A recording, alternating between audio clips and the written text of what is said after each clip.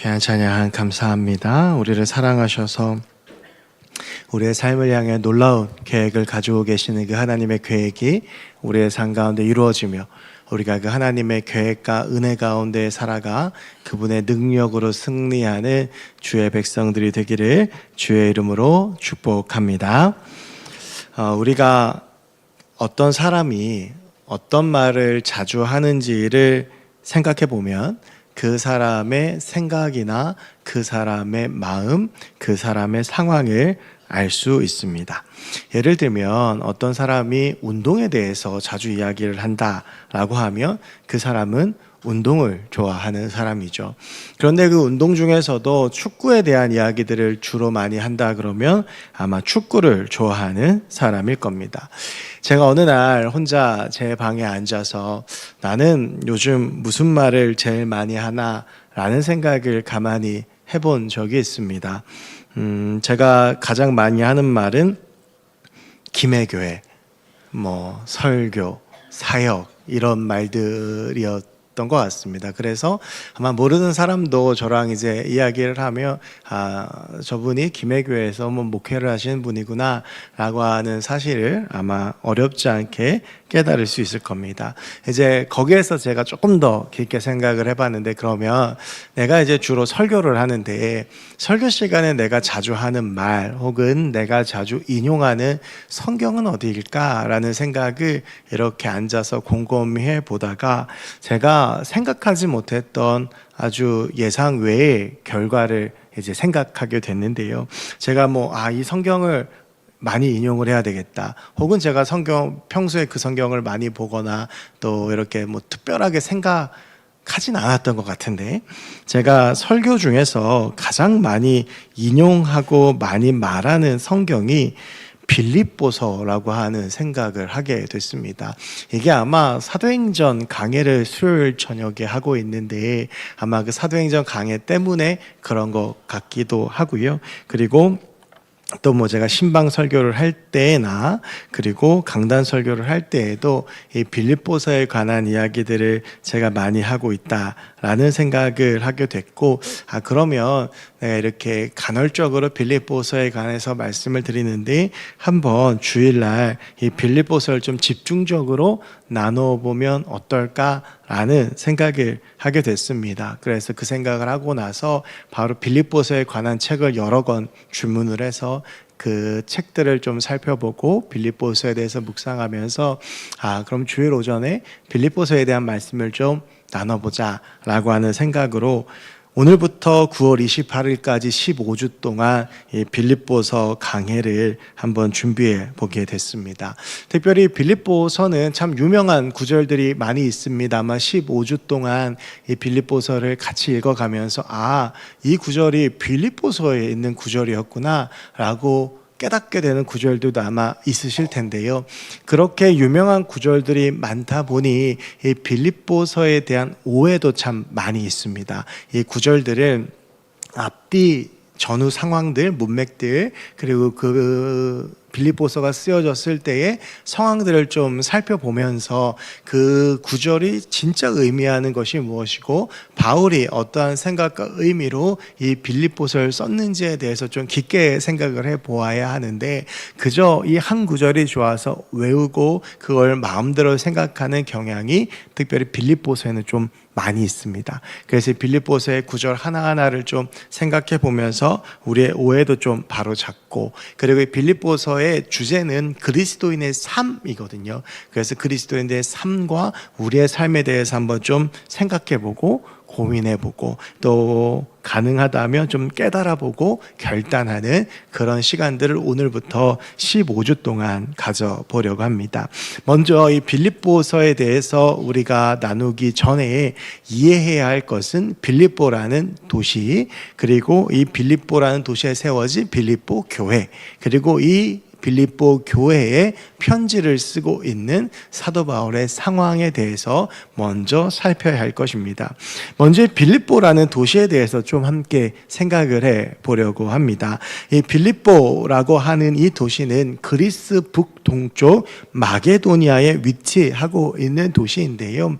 원래 이 도시의 이름은 크레네디스라고 하는 이름이었는데 헬라 제국의 알렉산더 대왕의 아버지였던 빌립 2세가 이 빌립보, 원래는 크레니데스죠. 이 도시를 재건하고 요새화시키면서 이 도시의 이름을 자기의 이름을 따서 빌립보라고 지었습니다. 이 도시는 비록 작았지만 전략적 경제적으로 잠재력이 뛰어난 도시였는데요. 이 도시에 판가이온 산이라고 하는 산이 있었는데 그 산에는 매우 풍부한 금과 은이 매장되어 있었다라고 합니다. 그래서 빌립보라고 하는 도시는 작지만 마게도니아 제국의 중요한 재원 역할을 하는 중요 도시였고요. 그리고 이 도시는 고대의 가장 유명한 도로인 에그나티아 가도가 관통하던 도시여서 많은 사람이 오고 갔을 뿐만 아니라 이 도시에서 16km 떨어진 곳에 네아폴리의 항구가 있어서 육로로도 그리고 백길로도 수많은 사람들이 오고 가는 교통의 요충지이며 무역의 중심지이기도 했습니다. 실제로 사도행전 16장을 보면 하나님의 인도하심을 따라 바울이 빌립보로 갈 때에 네아폴리를 통해서 빌립보로 가는 장면을 볼 수가 있는데요. 이랬던 이 도시를 로마의 황제였던 아우구스투스가 자기의 양 아버지였던 율리우스를 기념하기 위해서 이름을 아우구스투스 율리우스의 빌립보 식민지라고 바꾸었고요.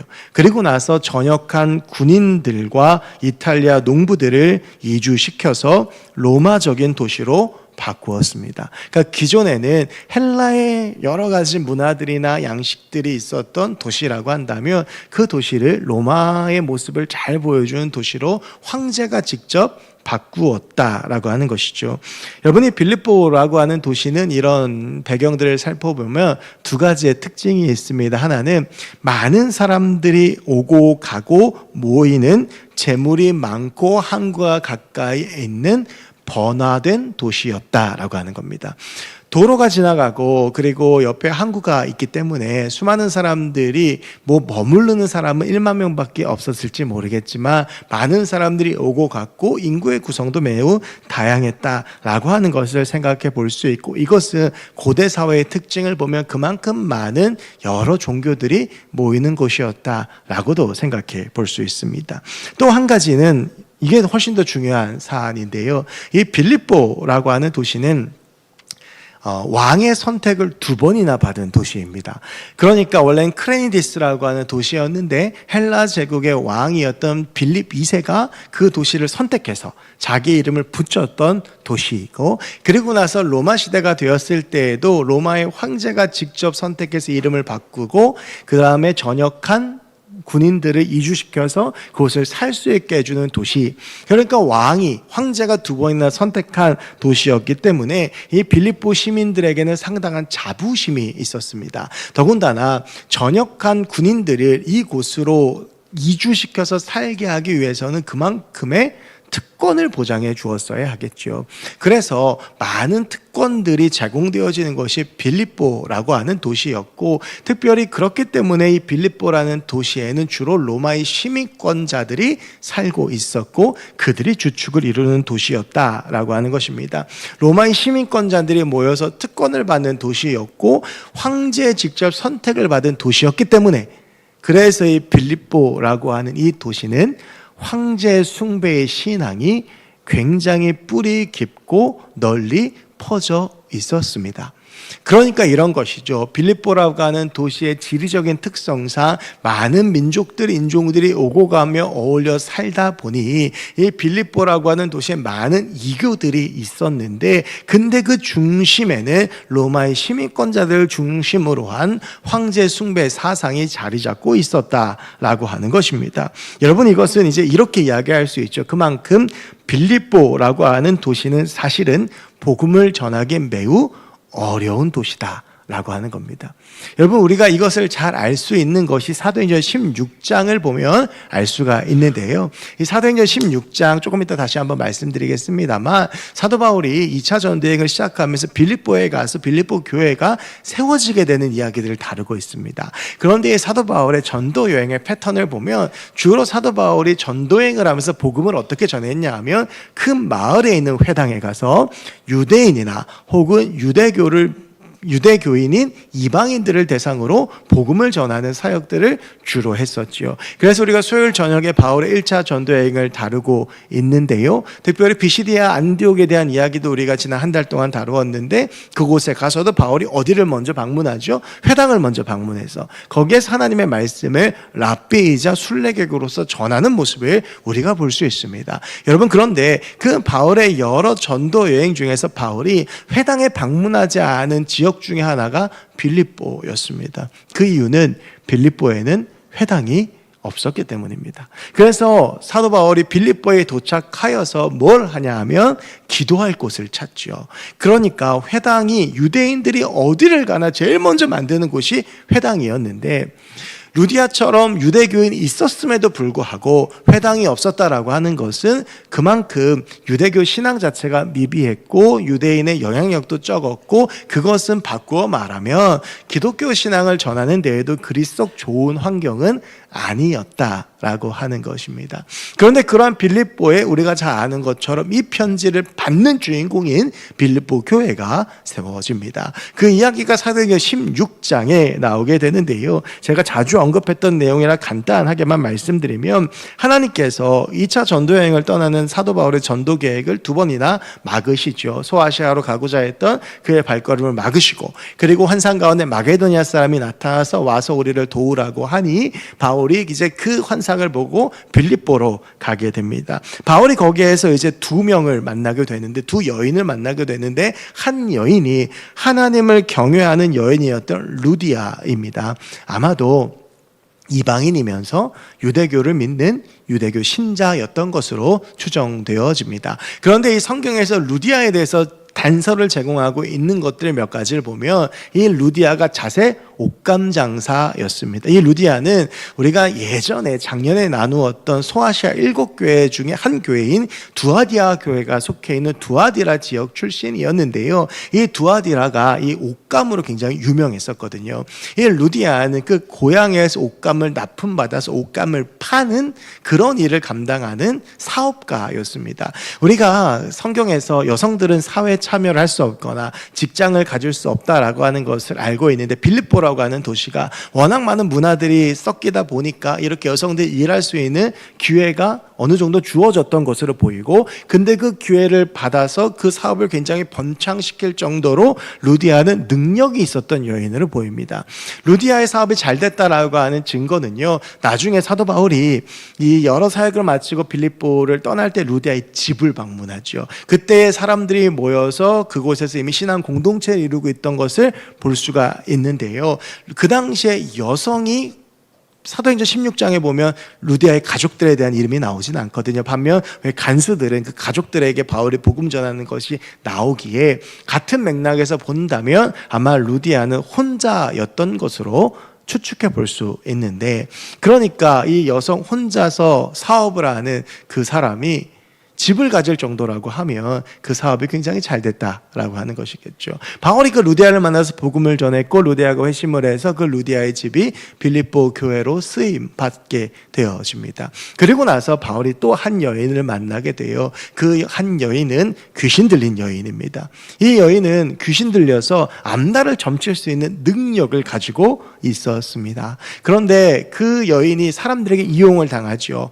점을 치면서 다른 사람들의 돈을 벌게 해주는데 이용을 당하면서 바울을 보고 하나님의 사람이라고 계속 따라다니니까 바울이 여인의 귀신을 쫓아내 줍니다. 이 일 때문에 바울이 감옥에 갇히게 되죠. 그리고 나서 제가 이제 빌립보서 강해를 준비하면서 한 6, 7권의 책들을 이제 사서 쭉 보고 있는데, 그 책들에서 공통적으로 이제 이야기하는 것 중에 하나가 이 귀신 들렸다가 회복한 여인도 아마 빌립보 교회의 핵심 교인이 됐을 것이다 라고 보통들은 추정들을 합니다.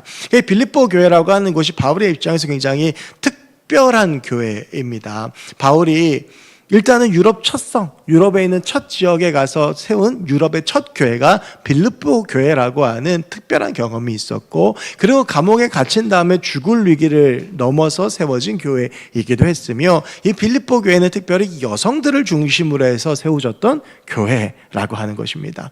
그래서 이 빌립보 교회가 바울에게 있어서 매우 특별한 의미를 가지고 있었다라고 하는 것을 이제 우리가 깨닫게 됩니다. 그리고 그 특별한 의미가 있는 유럽의 첫성의 교회이면서 바울이 의도하지 않았지만 철저히 하나님의 인도하신 가운데 세워졌다라고 고백할 수밖에 없는 이 빌립보 교회, 바울이 감옥에 갇혀서 죽을 위기를 견뎌내면서 세워진 이 빌립보 교회를 향하여서 바울이 쓰고 있는 편지가 오늘 본문인 빌립보서입니다.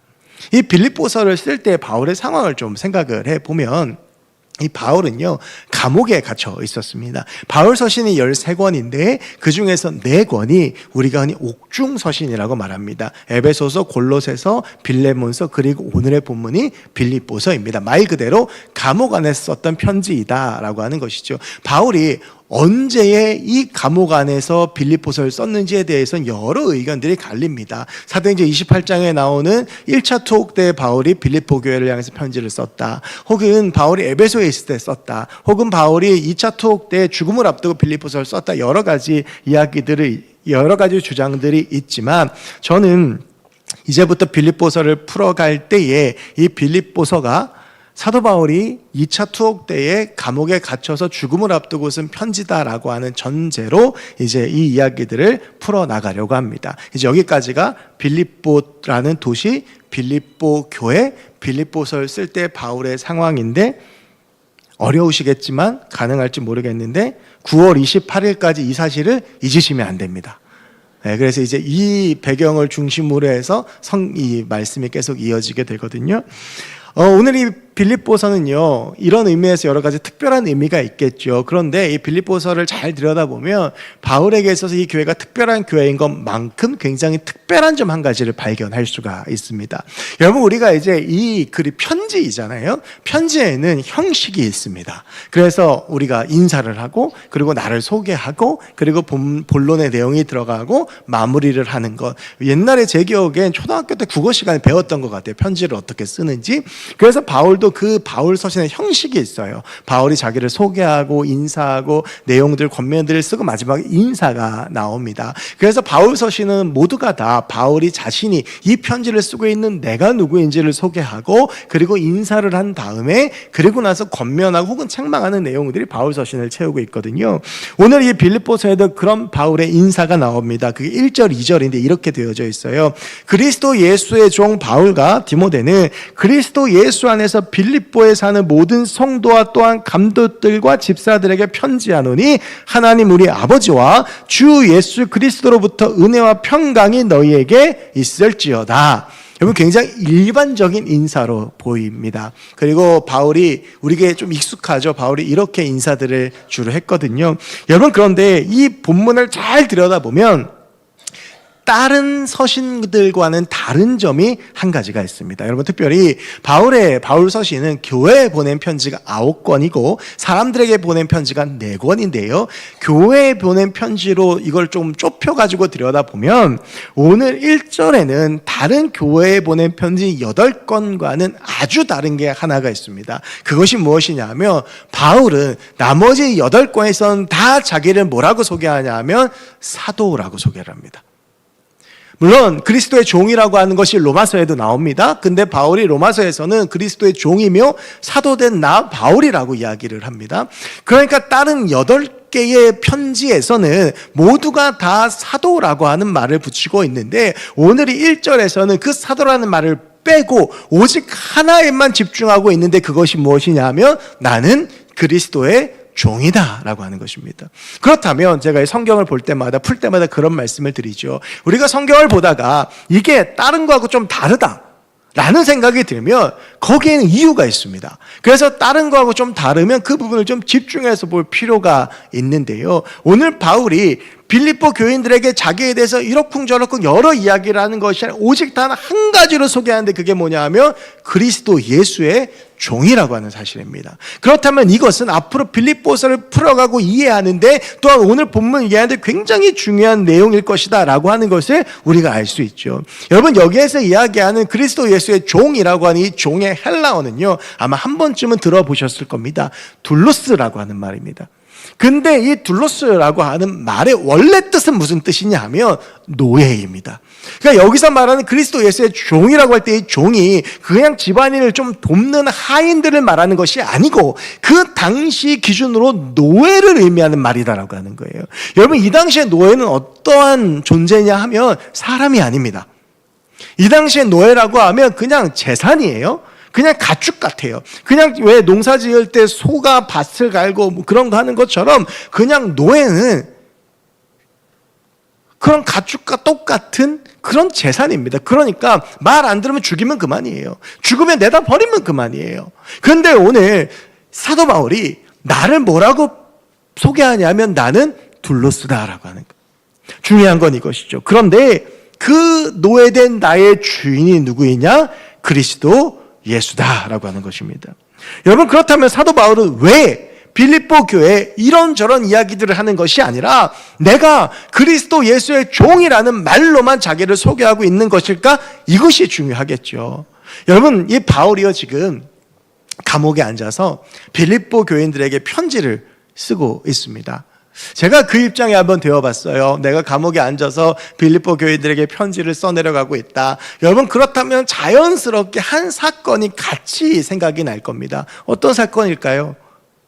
빌립보에서 감옥에 갇혔던 사건이겠죠.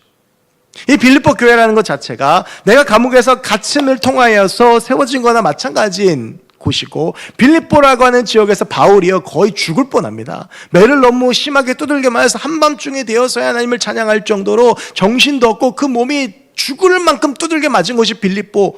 그러니까 얼마나 이게 마음속에 깊이 남아 있었겠어요. 그런데 내가 그런 감옥에 지금 앉아서 그 경험을 했던 도시에 있는 교회에게 이 편지를 써 내려가고 있다라고 하면 그 시절과 그 기억들이 생각나지 않겠습니까?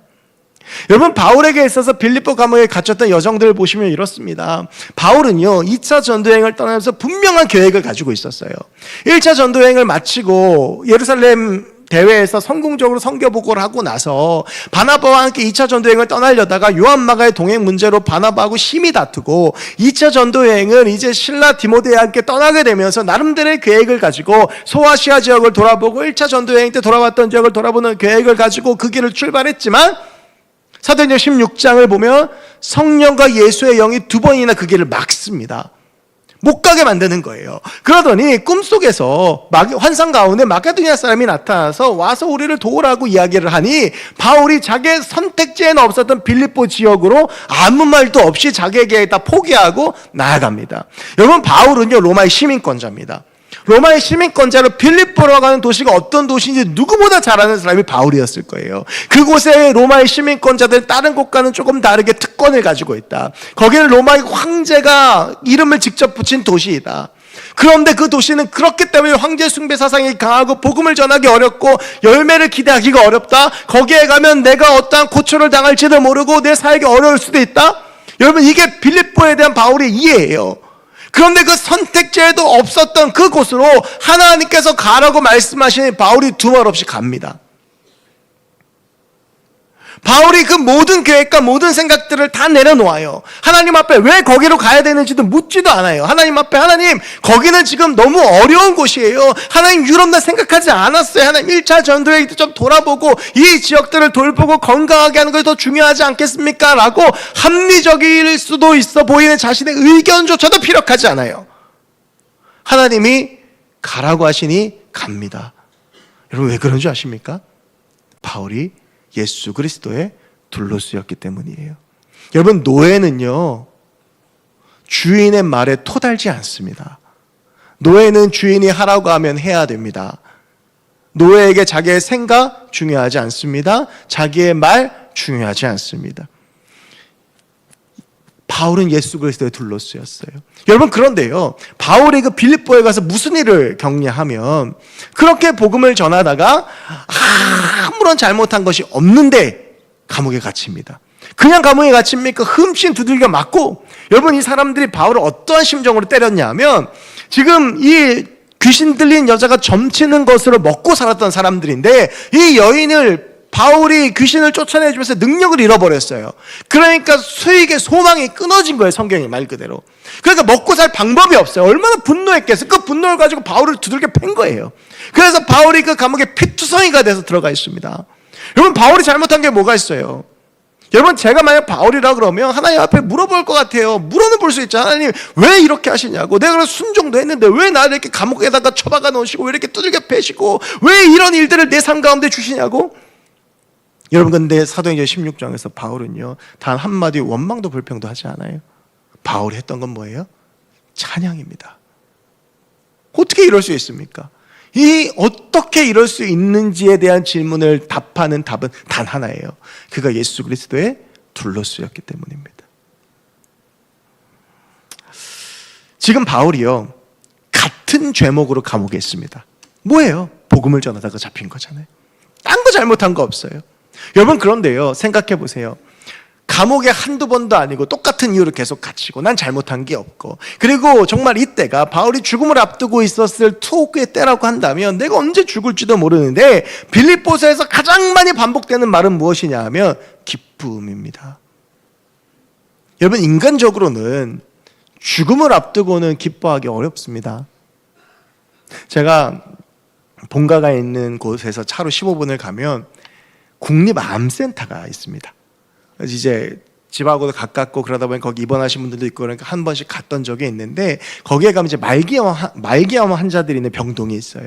제가 거기를 딱 한 번 가봤거든요. 공기가 다릅니다. 그 말기암 환자들이 치료받고 있는 그 병동은 공기가 다르고 표정이 다르고, 여러분, 그게요, 죽음에 대한 생각들이잖아요. 우리에게도 만약에 내가 이렇게 죽고, 그것도 그냥 죽는 게 아니라 비참하게 죽고 처형당한다라고 생각을 하면 어떻게 기쁨이란 말이 입 밖으로 나올 수 있어요? 어떻게 기뻐할 수 있어요? 여러분, 근데 바울은요, 빌립보서에서 이 짧은 책에서 계속해서 빌립보 교인들에게 기뻐하라고 말해요. 걱정하지 말라고 말해요. 염려하지 말라고 말해요. 왜요? 내 주인은 예수 그리스도이기 때문입니다. 바울은 예수의 종이었고, 그래서 주인 대신 예수 그리스도를 붙잡고 살아가는 사람이었기 때문에 어떠한 상황 가운데 있더라도 기뻐할 수 있는 사람이었어요. 여러분, 이것이 예수의 둘로쓰였던 바울의 삶이고, 오늘 그 과정 속에서 세워진 빌립보 교회에게 보내는 편지이기에 바울은 내가 그리스도의 종이다. 여러분, 이 그리스도의 종 바울이라고 하는 다른 여러 가지 말들 다 없이 딱 이 한마디를 딱 듣는 빌립보 교인들의 마음과 심정은 어땠을까요? 누구보다 이 바울의 삶을 잘 알고 있고, 어떻게 이 교회가 세웠는지를 알고 있는 빌립보 교인들은 바로 이 그리스도의 둘로쓰라고 하는 이 바울의 이 말을 듣고 아마 감격과 감동에 어찌할 바 몰랐을 것 같습니다. 여러분, 근데 중요한 건 이것입니다. 이제 우리에게 주어지는 질문이죠. 우리는 누구입니까? 아니요. 더 구체적으로, 우리는 누구의 둘로쓰입니까? 우리는 예수의 둘로쓰입니까? 아니면 세상의 둘로쓰입니까? 우리는 예수에 매여 있습니까? 아니면 세상에 매여 있습니까? 여러분, 우리가 빌립보서 그러면 기쁨의 서신이라는 말을 참 많이 합니다. 근데 빌립보서에서 말하고 있는 기쁨은요, 결코 세상과 인간의 기쁨으로 도배된 그 감정을 말하는 것이 아닙니다. 감옥에 있더라도 기뻐할 수 있고, 죽음을 앞두고도 기뻐할 수 있는 그 기쁨을 말하는 거예요. 그리스도의 종된 자에게 주께서 주시는 그 기쁨을 말하고 있는 것입니다. 여러분, 우리가 세상에 매이게 되면 그 세상이 우리 가운데 기쁨을 주는 것 같지만, 그 세상이 우리에게 주는 기쁨은 있다가도 사라지는, 금방 휘발되어져 버리는 것들이죠. 근데 여러분, 우리가 그 세상의 기쁨을 붙잡고 그것을 얻고자 몸부림치며 그것에 우리의 삶을 걸 때가 너무나도 많이 있습니다. 지난 일주일간 우리는 누구를 주인으로 하고 살아왔습니까? 우리는 무엇 때문에 기뻐했습니까?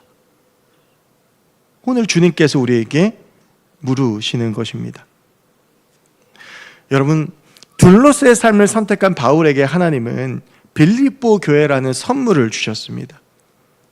비록 바울이 죽음의 위기 가운데 있더라도 바울이 빌립보 교회를 생각하면 기쁨이 넘친다라고 3절에서 8절까지 해서 고백을 합니다. 그래서 6절에서 이런 이야기를 하죠. 너희 안에 착한 일을 시작하신 이가 이 빌립보 교회에 세워진 모든 과정들을 이야기하는 거예요. 그 과정들 가운데에서 일하시고 시작하시고 인도하셨던 이가 지금도 일하고 계시고 지금도 우리 안에 하나님이 그 역사를 주고 계신다라고 하는 것이죠. 여러분이 그리스도의 종된 바울에게 우리 주님께서는 빌립보 교회라는 선물을 주시며 그 가운데 세상에서는 경험할 수 없는 기쁨을 주신 겁니다. 여러분, 우리가 예수 그리스도의 둘로스로 살아가게 되면 하나님께서 우리 가운데 선물을 주시는데 그 선물이 무엇이냐 하면 상황을 뛰어넘는 기쁨입니다. 우리가 왜 예수 그리스도의 종으로 살아가야 되느냐? 여러분, 우리가 상황에 따라서 기쁘고, 그래서 내가 어떤 상황이 때문에 기쁘고 아니면 슬프고 거기에 맞춰서 움직이는 감정의 소용돌이에 살아가는 인생이 아니라 하나님 앞에 소망을 두고 하나님의 사람으로 살아가서 그분께서 주시는 기쁨을 누릴 수 있기에 우리는 그리스도의 노예로 살아가야 되는 거예요. 여러분, 이것이 얼마나 역설적인 이야기입니까? 누군가의 노예가 된다라고 해서 결코 기쁠 수가 없는 거예요. 여러분, 노예가 되는 것이 어떻게 기쁠 수 있습니까? 그런데 우리가 그리스도의 노예가 되어서 내 생각도 내 마음도 내 삶도 그분 앞에 내려놓으면 그분께서 우리의 삶 가운데 상황을 뛰어넘는 기쁨을 주시더라고 하는 겁니다. 그리스도가 우리 안에 계시면요, 내가 그리스도 안에 있으면 그분께서 나의 주인이 되시면 상황이 기쁘지 않아도 우리는 기쁠 수 있어요. 그러니까 지금 바울이 감옥 안에 갇혀서도 기뻐하는 거잖아요. 여러분, 그리스도께서 우리의 주인이 되시고 그분께서 내 모든 것이 되어주시고 내가 그분의 노예가 되며 바울이 데살로니가 교회들에게 이야기했던 우리는 절대 이해하지 못한 바로 그 선포, 범사에 감사하고 항상 기뻐하는 그 역사가 우리의 삶 가운데 나타나게 되는 겁니다. 어떻게 모든 일에 감사하고 어떻게 모든 것에 기뻐할 수 있습니까? 답은 간단합니다. 우리의 주인이 그리스도가 되시면 내 생각, 내 삶, 내 모든 것을 다 내려놓고 그분께서만이 나의 모든 것이 되어주시면 내가 그 안에 있으면 그분이 주시는 세상이 줄 수 없는 평안, 그분이 주시는 세상과는 비교할 수 없는 기쁨이 우리 가운데 넘쳐나게 되는 것입니다. 여러분, 우리가 예수 그리스도의 종으로 살아가길 소원합니다.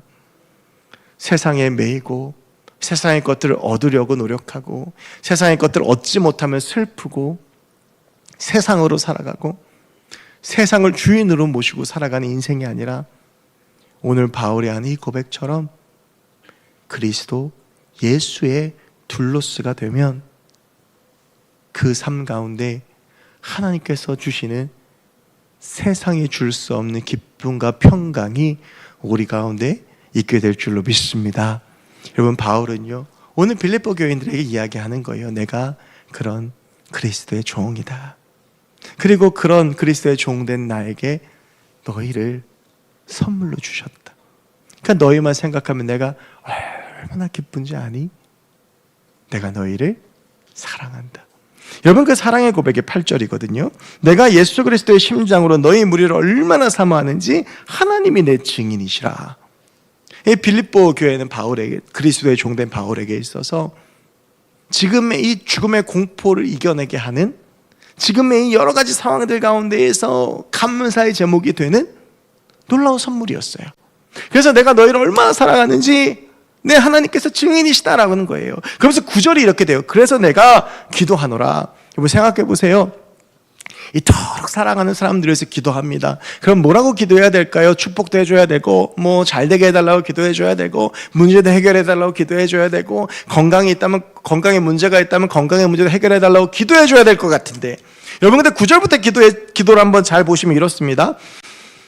너희 사랑을 지식과 모든 총명으로 점점 더 풍성하게 하사 너희로 지극히 선한 것을 분별하며 또 진실하여 허물 없이 그리스도의 날까지 이르고 예수 그리스도의 말미암아 의의 열매가 가득하여 하나님의 영광과 찬송이 되기를 원하노라.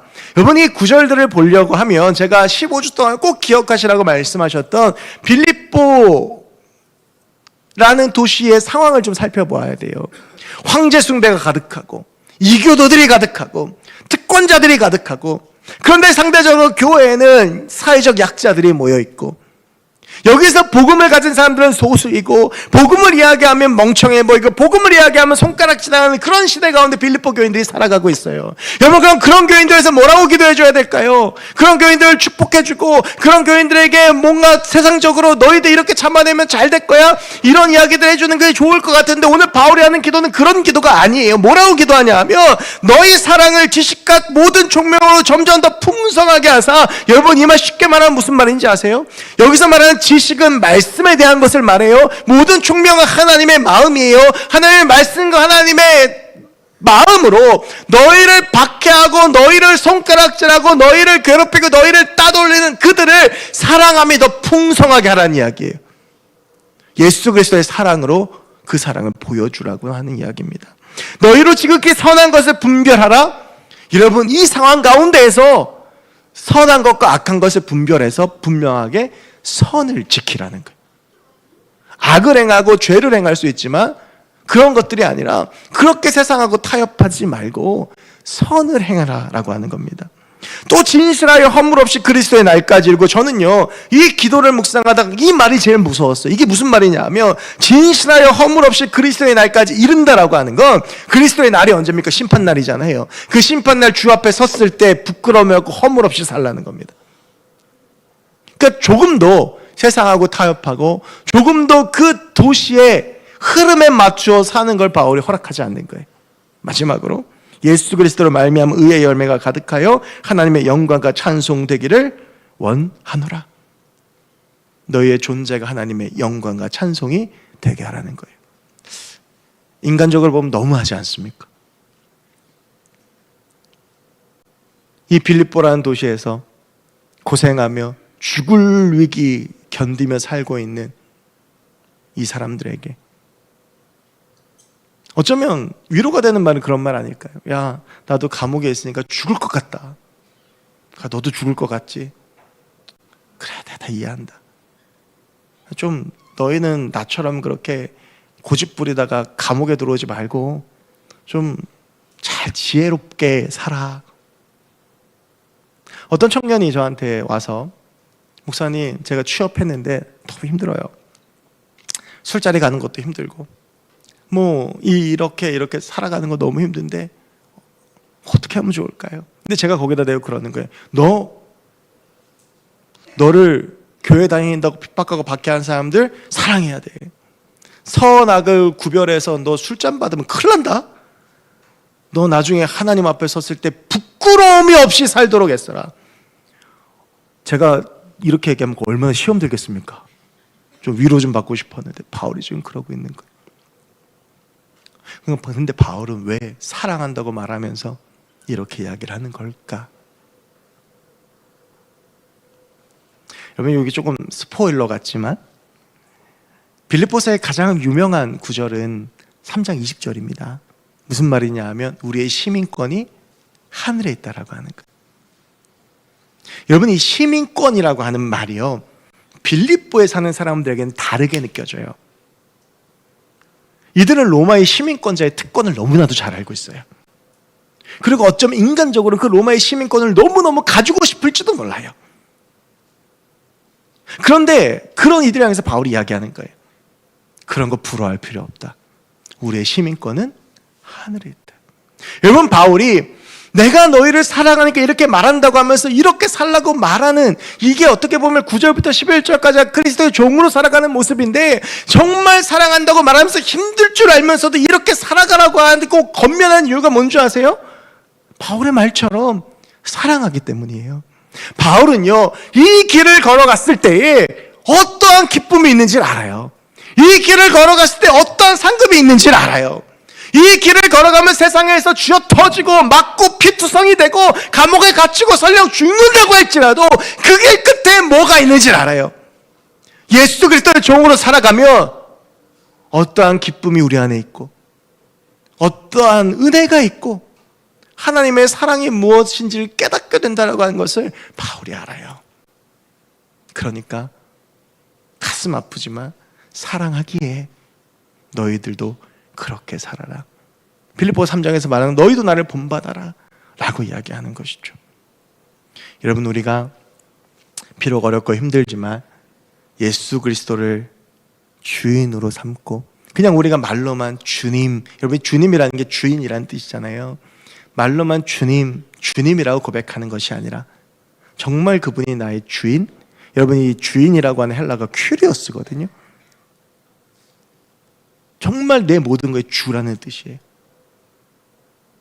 여러분, 그 주인을 주님으로 삼고 내가 그분의 둘로스가 돼서 내 생각, 내 마음, 내 모든 것 다 내려놓고 그분의 생각, 그분의 말씀, 그분의 뜻, 그분의 인도하심 따라 걸어갈 때 우리 주님께서 바울에게 빌립보 교회라는 큰 선물을 주셔서 그가 죽음 앞에서도 그 교회만 생각하면 기뻤던 것처럼 상황을 뛰어넘는 바로 그 기쁨을 저 여러분에게도 주실 줄로 믿습니다.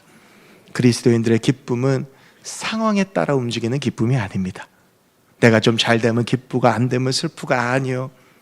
감옥에 들어가도 기쁘고 감옥에서 풀려나도 기쁘고 내 자녀가 잘 돼도 기쁘고 아니어도 감사하고 내가 건강해도 기쁘고 내가 건강하지 못해도 감사하고 어떻게 그럴 수 있느냐? 세상적으로 설명 불가능합니다. 절대 세상적으로 이해할 수 없습니다. 근데 바로 그 기쁨을 오늘 바울이 이야기하는 것은 우리가 그리스도 예수의 둘로스가 될 때입니다. 사랑하는 여러분, 우리가 예수 그리스도의 둘로스로 살아가길 소원합니다. 세상의 노예, 세상의 종이 아니라 주께 매인 자로 주님의 사람으로 주님의 종으로 살아갈 때 우리 주께서 예비하신 그 놀라운 은혜와 복이 우리의 삶 가운데 폭포수처럼 부어질 줄로 믿습니다. 저는 오늘 말씀 준비하면서 그런 간절한 소망이 있었습니다. 하나님, 저와 우리 성도들이 상황을 뛰어넘는 기쁨을 맛보게 해주십시오. 상황에 따라서 기뻐하고 상황에 따라서 슬퍼하고 상황에 따라서 움직이는 인생이 아니라 이 상황을 뛰어넘어서 기뻐했던 바울의 그 기쁨의 비결을 우리가 알아 우리도 상황을 뛰어넘는 흔들리지 않는 기쁨을 가지는 주의 백성들이 되게 해주십시오. 우리가 예수 그리스도를 주인으로 붙잡고 나아갈 때 우리 안에 주님께서 그 기쁨을 주실 줄로 믿습니다. 우리 예수 그리스도의 둘로스 되어 인생의 길을 걸어가 승리하는 우리 모두가 될 수 있게 주의 이름으로 축복합니다. 기도하겠습니다. 주님, 빌립보서의 말씀들을 나눕니다. 하나님, 예수 그리스도의 종 바울이라고 고백했던 바울의 고백이 우리의 고백이 되게 하시고 빌립보의 그 험한 상황 속에서도 주의 주되심을 붙잡고 살아가기로 권면했던 그 바울의 권면, 그 하나님의 마음이 우리의 삶이 되게 해주셔서 오직 하나님 붙잡고 나아가 그의 이름으로 승리하는 우리가 되게 하여 주시옵소서. 감사드리며 모든 말씀 예수 그리스도의 이름으로 기도하옵나이다. 아멘. 우리 말씀 기억하시면서 우리도 그 하늘 소망 바라보며 주만 보고 그 좁은 길 걸어가겠다고 결단하며 예수의 길 함께 찬양하겠습니다.